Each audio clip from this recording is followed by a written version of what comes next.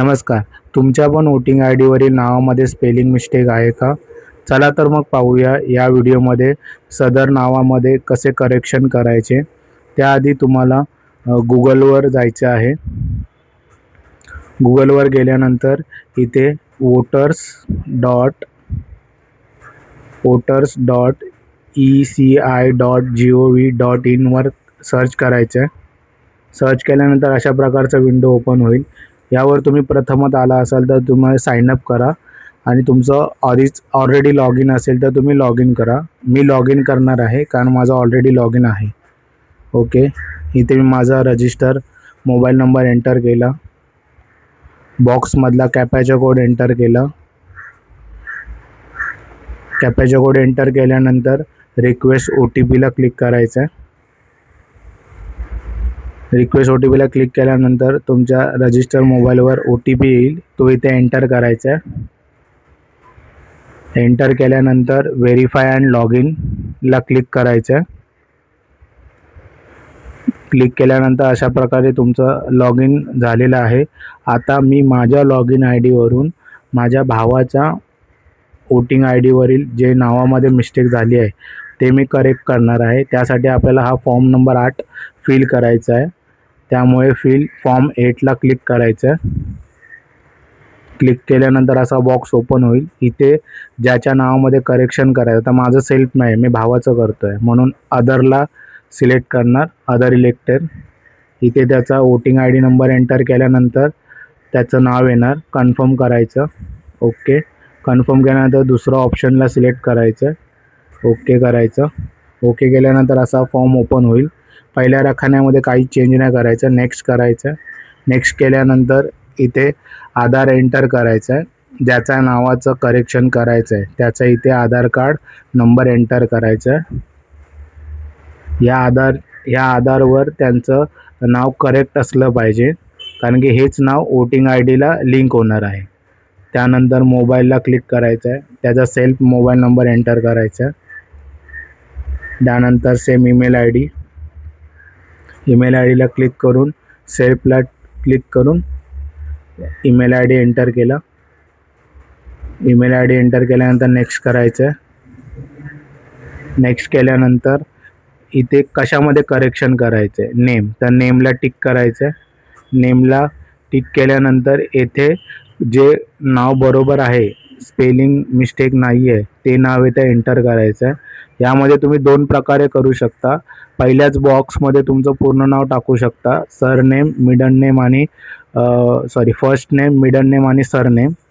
नाहीतर तुम्ही फर्स्ट नेमच्या कॉलममध्ये तुमचं नाव आणि वडिलांचं नाव आणि सरनेममध्ये फक्त सरनेमच्या बॉक्समध्ये फक्त सरनेम, अशा 2 प्रकारे तुम्ही हे करा. असा पॉपअपचा मेसेज येईल, त्याला येस करायचं आहे. सेम नाव तुम्हाला कार्डवर पाहिजे आहे का, तर येस म्हणायचं. येस केल्यानंतर खाली मराठीमध्ये जर नाव बरोबर येत नसेल तर बाजूला कीबोर्डला ओपन करून आपलं जसं नाव करेक्ट आहे तसं नाव टाईप करायचं. मराठी कीबोर्डवर यूज करायचा. मटकर. ओके, मी आता पहिल्या बॉक्समध्येच पूर्ण नाव टाकलं.